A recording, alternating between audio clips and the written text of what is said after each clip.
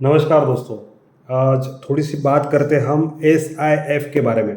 तो दोस्तों, एसआईएफ के बारे में यानी ये एसआईएफ न्यूली इंट्रोड्यूस प्रोडक्ट है जो आज मार्केट में अवेलेबल है। इसके बारे में बहुत सारी चर्चा हो रही है, मगर हमने आज तक कभी आपके साथ एसआईएफ के बारे में बात नहीं की, क्योंकि हमारा ये ज़रूर मानना था ऐसे ही व्यक्ति ने इसके ऊपर बात करनी चाहिए जो व्यक्ति ये प्रोडक्ट रिकमेंड करने के लिए ऑथराइज है या एलिजिबल है।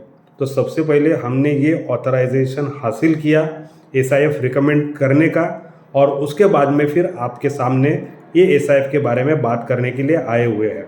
तो दोस्तों, सबसे पहले आपको मैं ये क्लियर कर दूं, क्योंकि बहुत सारे जो रील्स बनाने वाले हैं या आपके पास कम समय में इंफॉर्मेशन पहुंचाने की कोशिश कर रहे हैं, ऐसे लोग को यदि आप पूछेंगे कि are you authorise to recommend this product और सेल दिस प्रोडक्ट सिंपल भाषा में, तो आपको ये सवाल का जवाब नहीं यही आएगा मैक्सिमम केसेस में।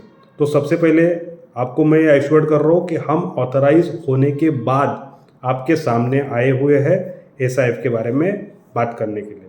तो सबसे पहले एसआईएफ ये किसके साथ कंपेरेबल है ये हमें जानना पड़ेगा। इसको सिप करना कि सिफ करना, यानी एसआईपी करना या एसआईएफ करना, ऐसे प्रेजेंट किया जाता है। दोनों का कुछ भी संबंध नहीं है, दोनों कंपेरेबल बातें नहीं है। एसआईपी यानी क्या? Systematic investment plan. एसडब्ल्यूपी यानी क्या? Systematic withdrawal plan. एसटीपी यानी क्या? Systematic transfer plan. और ये सब हम टर्मिनोलॉजी सुनते हैं, मगर ये एसआईपी, एसटीपी, एसडब्ल्यूपी और एसआईएफ इसको हमें मिक्स नहीं करना है। तो एसआईएफ किसके साथ कंपेरेबल है? ये म्यूचुअल फंड के साथ कंपेरेबल है।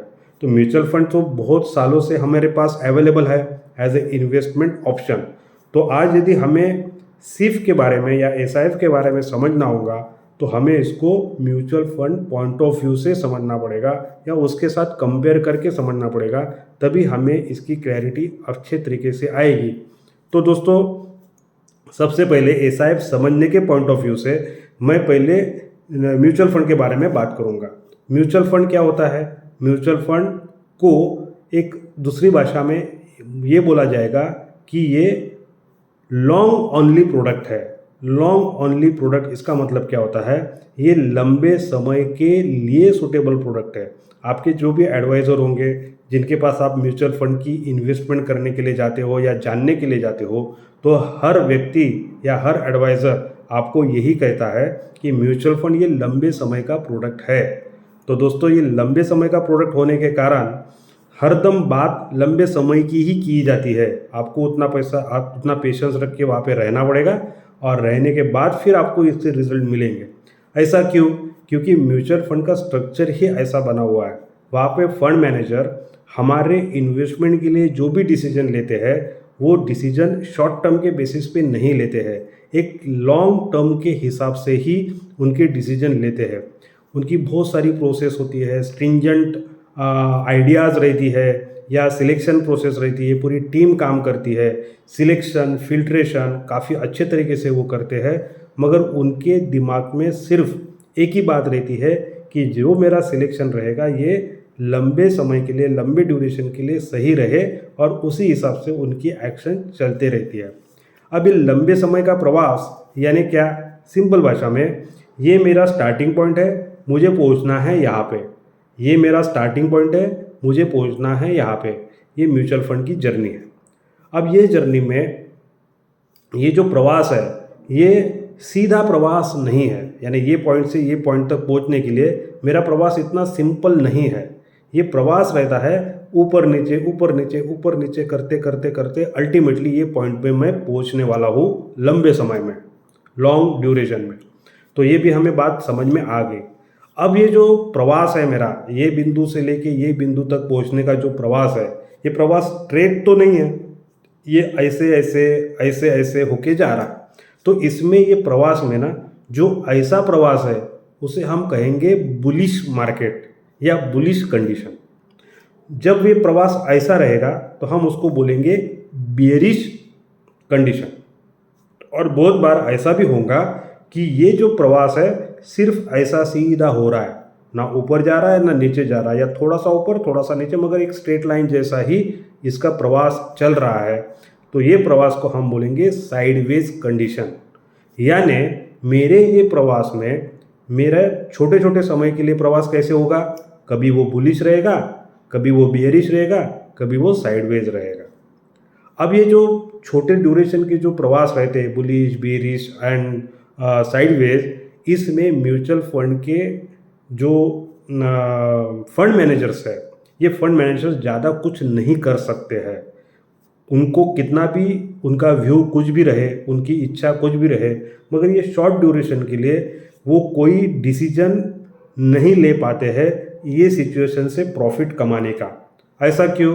क्योंकि म्यूचुअल फंड का स्ट्रक्चर ही वैसा होने के कारण और जो रूल्स एंड रेगुलेशन में बैठ के उनको जो काम करना है उसके कारण ये छोटे छोटे प्रवास में, छोटे छोटे पैच में वो अपना डिसीजन नहीं ले सकते हैं प्रॉफिट कमाने के लिए, या फिर लॉस ज़्यादा कम करने के लिए वो नहीं कर, यानी इसका यहाँ पे वो खुद के डिसीजन नहीं ले सकते हैं। तो रेगुलेटर ने क्या किया कि ये छोटे छोटे प्रवास है, ये प्रवास में भी अपने फंड मैनेजर को एक थोड़ा सा अधिकार या ऑथराइजेशन मिल जाए कि यार वो कुछ अपने खुद के डिसीजन ले, और ये छोटे छोटे ड्यूरेशन के जो फेज़ है, साइडवेज वाला, छोटा ब्यूरिश फेज़, छोटा bearish phase, bullish phase, bearish phase और साइडवेज, इसमें भी वो एक मर्यादा में रह के, एक अपने डिफाइन किए हुए दायरे में रह के डिसीजन ले और अपने इन्वेस्टर के लिए कुछ अच्छा करने की कोशिश करे। बट इसके लिए पूरा फ्री हैंड दे दिया है क्या? पूरा फ्री हैंड नहीं दिया हुआ है। एक दायरे में रह के थोड़ा सा रिलैक्सेशन हमारे फंड मैनेजर को मिला हुआ है। अब ये फंड मैनेजर बेसिकली ये जब रिलैक्सेशन मिला है इसको हम क्या कहेंगे? SIF, इसे ही बोला जाता है सिप। यानी म्यूचुअल फंड और सिप में बेसिक फ़र्क क्या हुआ? म्यूचुअल फंड में स्लाइटली रिलेटिवली ज़्यादा रिस्ट्रिक्शन है, ये लॉन्ग ओनली प्रोडक्ट है, यानी लंबे समय के लिए ही डिज़ाइन किया हुआ प्रोडक्ट है। SIF में ये लंबे समय के प्रवास में जो छोटे छोटे पैचेस आने वाले हैं वहाँ पे भी अपने इन्वेस्टर के लिए हम कुछ अच्छा कर सकते हैं क्या, मेरी करने की कैपेसिटी है मगर वो मैं नहीं कर पा रहा हूँ, ये रिस्ट्रिक्शन से बाहर निकाल के थोड़े से अधिकार हमारे फंड मैनेजर को दिए गए हैं बाय रेगुलेटर। तो फिर वो प्रोडक्ट जो बन जाता है उसे हम कहेंगे SIF। लॉन्ग फॉर्म यदि हम जानेंगे तो specialise investment fund, one is mutual fund, another is specialise investment fund. तो अभी हम दोनों म्यूचुअल फंड और SIF कंपेरेबल है और हमने दोनों को कंपेयर करके देखा। तो आप जब SIF के बारे में सोचेंगे, यानी जो अधिकार दिए हुए हैं हमारे फंड मैनेजर को, उसको रेगुलेटर ने 7 टाइप में डिवाइड कर दिया है। अब ये 7 टाइप में डिवाइड करने के कारण selection of the SIF has become very crucial. अब ये हर एक व्यक्ति के लिए हर SIF सही रहेगा क्या? बिल्कुल नहीं। हर व्यक्ति के लिए कौन सा SIF की स्ट्रैटेजी सही रहेगी ये डिसाइड करने का काम ऐसे व्यक्ति का है जो ऑथराइज है SIF रिकमेंड करने के लिए, यानी वो व्यक्ति आपके सामने है जो हम। तो दोस्तों फिर से थोड़ा सा SIF के बारे में जानते हैं। SIF हमें ये पता चला कि छोटे छोटे ड्यूरेशन में हमारा कुछ भला हो, उसके लिए हमारे फंड मैनेजर अपने नॉलेज के बेसिस पे, उसके स्ट्रेटेजी के हिसाब से, उसके व्यूज़ के हिसाब से कुछ डिसीजन हमारे लिए ले सकते हैं। अब हमारा भला कहाँ हो सकता है और कैसे हो सकता है? तो एक तरीका ऐसा है कि रिस्की सिचुएशन में या बेरिश सिचुएशन में या गिरने वाले मार्केट में वो परिस्थिति का फ़ायदा लेके भी हमें कुछ तो भी बेनिफिट हो जाए, ऐसे एक्शन हमारे फंड मैनेजर ले सकते हैं। या दूसरा फंड मैनेजर ऐसे सोच सकता है कि यार ये गिरने वाले मार्केट में कम से कम गिरे, ये ड्रॉ डाउन में कम से कम मेरे इन्वेस्टर को लाके दूँ, इसलिए मैं मेरा वो जो अधिकार दिया हो उसको इस्तेमाल करूँ। या कोई ये सोच सकता है कि यार ये साइडवेज वाला जो जर्नी है ना, तब तो कमाई करने के कोई मौका ही नहीं बन रहा, क्योंकि मार्केट में कुछ चढ़ाव दिख ही नहीं रहा है, एक ही लेवल पे मार्केट दिख रहा है। तो ऐसे वक्त ये सिचुएशन में भी मैं मेरे इन्वेस्टर के लिए कुछ ना कुछ रिटर्न्स लाने की कोशिश करूँ, जो मुझे अधिकार मिले उसके बेसिस पे। तो ये हो गया आपके एसआईएफ के फंड मैनेजर का अलग अलग व्यू, अलग अलग अप्रोच। तो इसके ऊपर हमें, इसके ऊपर से ही हम ये डिसाइड कर पाएंगे कि कौन सा एसआईएफ आपके लिए सूटेबल है। तो दोस्तों, एसआईएफ के बारे में इतनी सी ही इन्फॉर्मेशन हम आपके साथ दे रहे हैं, बहुत ही सिंपल भाषा में आपको ये समझाने की हमने कोशिश की हुई है। धीरे धीरे हम और अलग अलग पॉइंट्स आपके सामने जरूर लेके आएंगे, क्योंकि एसआईएफ अभी तक फुल्ली डेवलप प्रोडक्ट नहीं है। यस, इसका अभी बर्थ हुआ है, धीरे धीरे ये मैच्योर होती जाएगा, और ऐसे ये मैच्योरिटी वाली फेज में भी हम पार्टिसिपेट उसमें कर सकते हैं, मगर हर व्यक्ति उसमें पार्टिसिपेट करना नहीं चाहिए, हमारा स्ट्रॉन्ग बिलीफ है। मगर कौन लोग हैं जो इसमें पार्टिसिपेट जरूर कर सकते हैं ये स्ट्रैटेजी को, वो भी हम डिसाइड कर सकते हैं depending on the net worth of that person, उसके पोर्टफोलियो का साइज क्या है, पोर्टफोलियो में आज तक का डाइवर्सिफिकेशन किस तरीके से हुआ है, वगैरह वगैरह वगैरह। तो दोस्तों, हम एसआईएफ के बारे में जरूर आपके सामने आएंगे बार बार, थोड़ी सी अलग अलग इन्फॉर्मेशन लेके सिंपल भाषा में।